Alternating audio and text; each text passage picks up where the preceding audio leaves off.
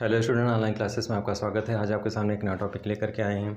वैदिक सभ्यता के संदर्भ में हम लोग आज राजनीतिक जीवन के संदर्भ में अध्ययन करेंगे।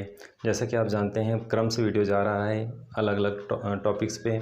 सामाजिक जा चुका है आपके पास, तो आज राजनीतिक जीवन के संदर्भ में हम लोग अध्ययन करेंगे कि वैदिक काल में किस तरह से आर्यों का राजनीतिक जीवन कैसा था, उनका क्या स्वरूप था, कैसी प्रशासनिक इकाइयाँ थी, कौन कौन से संगठन थे, उनके संदर्भ में अध्ययन करेंगे। तो चलिए विषय बस को स्टार्ट करते हैं। वीडियो बहुत ही नॉलेजेबल है, बहुत ही तथ्यों से भरा हुआ है। जब एग्जाम में छोटे छोटे क्वेश्चन आते हैं आपको बोरिंग लगता है, लेकिन जब ऐसे आप किसी चीज़ को बार बार अभ्यास करते हैं, नोट्स बनाते हैं, तो आपके एग्जाम से रिलेटेड जो भी क्वेश्चन आते हैं ऐसे टॉपिक से, वो कंप्लीट हो जाते हैं। कोई भी एग्जाम हो, चाहे यूजीसी नेट का हो, चाहे सिविल का एग्जाम हो, चाहे एसआई का एग्जाम हो, कोई भी एग्जाम होता है, जब इससे रिलेटेड हिस्ट्री से क्वेश्चन जो आते हैं, तो आप आसानी से ऐसे प्रश्नों को कर पाते हैं। तो चलिए विषय बस को स्टार्ट करते हैं, देखते हैं कौन कौन से टॉपिक हैं, इसके अंतर्गत क्या क्या मैटर है। तो हम लोग राजनीतिक स्थिति के संदर्भ में अध्ययन करेंगे कि वैदिक सभ्यता, जैसा कि आप जानते हैं, वैदिक सभ्यता आर्यों का व्यवस्था थी। आर्य लोग यहाँ पे शासन करते थे। तो आर्यों का वैदिक सभ्यता में आर्यों का राजनीतिक जीवन कैसा था, उसके संदर्भ में अध्ययन करेंगे। तो जैसा कि आप देख रहे हैं, राजनीतिक स्थिति में वैदिक काल में कबीलाई शासन व्यवस्था थी। यानी वैदिक काल में कैसी शासन व्यवस्था थी? कबीलाई। तो स्टेप बाय स्टेप आप ध्यान देते चलेंगे कि वैदिक काल में कबीलाई शासन व्यवस्था थी, जिसमें सैनिक भावना प्रधान होती थी। डियर स्टूडेंट, इसी क्रम में आगे बढ़ेंगे। वैदिक काल में राजतंत्रात्मक शासन प्रणाली थी, यानी राजा शासन करता था। तो राजतंत्रात्मक, जैसा कि आप जानते हैं, लोकतंत्रात्मक शासन व्यवस्था में वर्तमान समय में सभी देशों में जैसे लोकतंत्रात्मक शासन व्यवस्था है, वैसे प्राचीन काल में भारत में राजतंत्रात्मक शासन व्यवस्था थी। राजतंत्रात्मक मतलब है कि राजा का पद वंशानुगत होता था। राजा की मृत्यु के बाद उसी के वंश का, यानी उसका पुत्र ही राजा बनता था, या पुत्र नहीं तो फिर उसी के वंश का कोई दूसरा व्यक्ति राजा बनता था। तो इस तरह से राजतंत्रात्मक शासन प्रणाली थी। आगे बढ़ेंगे हम लोग इसी क्रम में। शासन का प्रमुख कौन होता था? राजा। कभी कभी डिफरेंट क्वेश्चन आ जाते हैं एग्जाम में, आप सभी चीज़ों को जब बारीकी से समझते रहेंगे। जैसे कभी कभी डायरेक्टली ऐसे नहीं पूछता, बल्कि डिफरेंट टाइप क्वेश्चन आता है। जैसे वर्तमान समय में क्या है, वर्तमान समय जैसे व्यवस्थापिका, कार्यपालिका, न्यायपालिका, तीनों चीज़ें बटी हुई हैं, यानी तीनों अंग अलग अलग हैं, सरकार के अलग अलग अंग हैं। लेकिन वर्तमान समय में ये व्यवस्था है, लेकिन प्राचीन काल में क्या था? कभी ऐसे पूछ लेता है कि प्रशासनिक व्यवस्थापिका, कार्यपालिका, न्यायपालिका, तीनों का प्रधान कौन होता था? राजा होता था। विकल्प में ऐसे रहेगा, तीनों का प्रधान, दो का प्रधान, एक का प्रधान, या इनमें से कोई नहीं। तो ऐसे प्रश्न आता है कन्फ्यूजन वाला। तो आप जानते रहें कि राजा प्राचीन काल में, यानी राजतंत्रात्मक शासन व्यवस्था थी, और राजा जो है व्यवस्थापिका, कार्यपालिका और न्यायपालिका, तीनों का क्या होता था? प्रधान होता था। तीनों का सर्वे सर्वा होता था। आगे बढ़ेंगे। नेक्स्ट है, राजा का पद वंशानुगत होता था, परंतु जनता उसे हटा सकती थी। तो इस तरह से राजा का पद कैसा था? वंशानुगत था, लेकिन जनता उसे हटा सकती थी। आगे अभी चर्चा करेंगे कि कैसे हटा सकती थी, क्या नियंत्रण किसका था। अथर्ववेद में सभा, समिति और विदत, तीन संस्थाएं थी। ये तीनों संस्थाएं राजा को निरंकुशता को नियंत्रित रखती थी। राजा निरंकुश न होने पाए, ये तीनों संस्थाएं राजा को नियंत्रण स्थापित करती थी, जिससे राजा निरंकुश नहीं होता था। तो आगे बढ़ेंगे। तो सभा और समितियों का विशेष उल्लेख है। तो तीन हैं इसमें। अच्छा, अथर्ववेद में सभा और समिति को प्रजापति की दो पुत्रियां कहा गया है। ये एग्जाम में बहुत बार क्वेश्चन आ चुका है, कई एग्जामों में आ चुका है कि सभा और समिति को अथर्ववेद में क्या कहा गया है? प्रजापति की दो पुत्रियों के रूप में कहा गया है। किसमें उल्लेख मिलता है? अथर्ववेद में। नेक्स्ट है, समिति का कार्य राजा का चुनाव करना है। समिति के प्रधान को क्या कहा जाता है? ईशान या पति कहा जाता है। तो ये इस तरह से जानते रहें कि समिति का जो प्रधान होता था उसे ईशान या फिर पति कहा जाता था। सभा श्रेष्ठ संस्था थी। एग्ज़ाम में डियर स्टूडेंट आपको बताना चाहेंगे, सभा और समिति को लेकर के एग्ज़ाम में हमेशा क्वेश्चन आते रहते हैं। सभा क्या है, समिति क्या है, इस तरह से इसको जानते रहें। तो यहाँ पे समिति का जैसे कार्य क्या है? राजा का चुनाव करना, और समिति के प्रधान को ईशान या पति कहा जाता था। नेक्स्ट है सभा। सभा श्रेष्ठ लोगों की संस्थाएं थी, जबकि समिति आम जनता प्रतिनिधियों की संस्था थी। ये दोनों का अंतर, बेसिक अंतर है, इसको जानते रहें कि सभा जो है श्रेष्ठ लोगों की संस्था थी, जबकि समिति कैसी थी? आम लोगों की संस्था थी। तो ये दोनों में ये बेसिक डिफरेंट है, इसको जानते रहेंगे।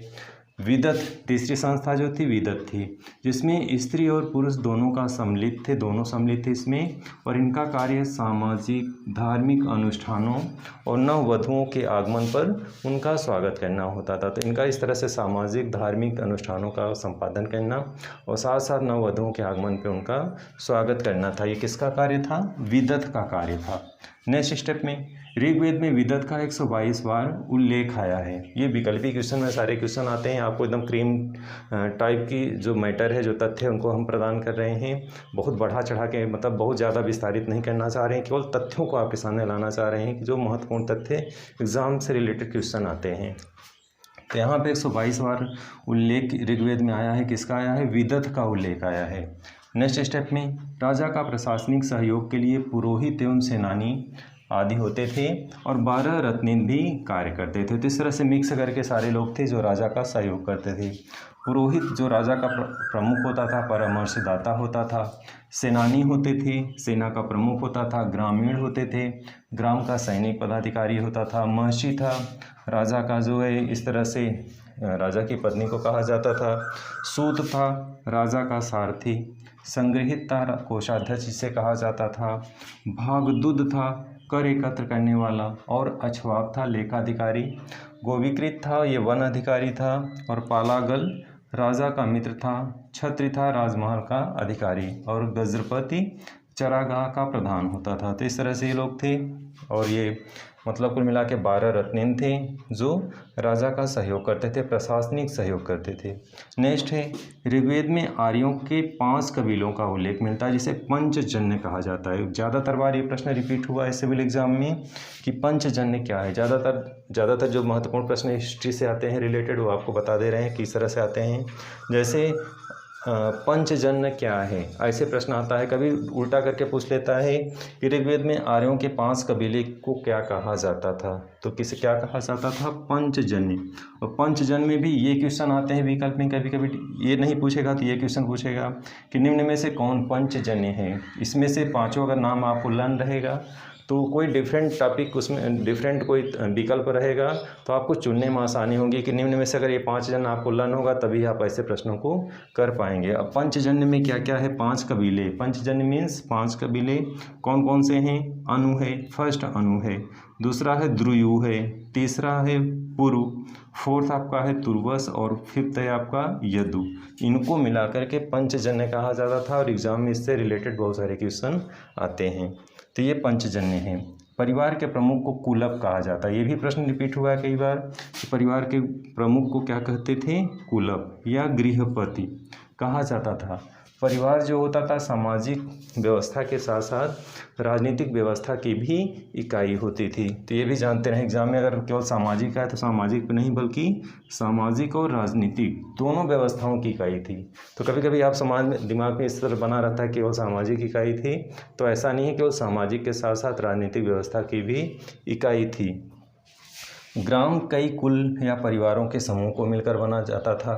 अब हम कुछ प्रशासनिक इकाई यानी उस टाइम का जो सिस्टम था, जो सामाजिक राजनीतिक व्यवस्था थी, उसकी कुछ इकाइयाँ थी यानी प्रशासनिक इकाइयाँ थी।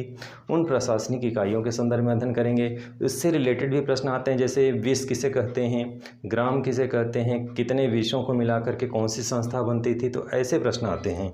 तो ऐसे क्रम से हम लोग समझेंगे। जैसे ग्राम है, फर्स्ट स्टेप में जो प्रशासनिक इकाई क्या थी? ग्राम थी, सबसे निचली इकाई। तो ग्राम जो था कई कुल या परिवारों को मिलकर के या परिवार के समूहों को मिलाकर के ग्राम बनता था। कभी कभी ऐसे विकल्प में आता है ग्राम किससे बनता है? तो कई कुल या परिवारों के समूह को मिला करके क्या बनता है? ग्राम बनता है। इसका प्रधान ग्रामणी कहलाता है। नेक्स्ट स्टेप में चलेंगे। कई ग्रामों को मिलाकर के, अब दूसरे स्टेप में क्या है? विश है। तो इसमें कैसे लर्न रखेंगे कि कई ग्रामों को मिलाकर क्या बनता है? विश बनता है। और इसका प्रधान क्या कहलाएगा? विशपति कहलाएगा। तो दूसरे स्टेप में। तीसरे स्टेप में है जन है। तीसरा स्टेप में क्या इकाई है? जन है। यानी कई विषयों को मिलाकर के, कई विषयों के समूह को क्या बोला जाता है? जन कहा जाता है। नेक्स्ट है राष्ट्र। राष्ट्र संपूर्ण राज्य के राष्ट्र शब्द का द्योतक है, यानी राष्ट्र शब्द का प्रयोग किया जाता है। किसका किया जाता है? संपूर्ण राज्य के। तो डियर स्टूडेंट, आज के वीडियो में आपने कम टाइम में बहुत ही तथ्यात्मक चीज़ों का अध्ययन किया कि आर्यों का राजनीतिक जीवन कैसा था, यानी वैदिक काल में राजनीतिक व्यवस्था कैसी थी। तो इस तरह से उसमें क्या क्या तथ्य हैं, बहुत ही संक्षेप में बहुत ही तथ्यात्मक चीज़ों का आपने अध्ययन किया था। आज की वीडियो में बस इतना ही। वीडियो अच्छा लगा हो तो लाइक और सब्सक्राइब करें, क्योंकि आपका सहयोग बहुत ज़रूरी है। जितना आप सहयोग प्रदान करेंगे उतना ज़्यादा हम और ऊर्जा के साथ आपको नए नए मैटर प्रदान करते रहेंगे और बहुत सारी चीज़ों को आपके सामने रखते रहेंगे। तो आज की वीडियो में बस इतना ही। धन्यवाद।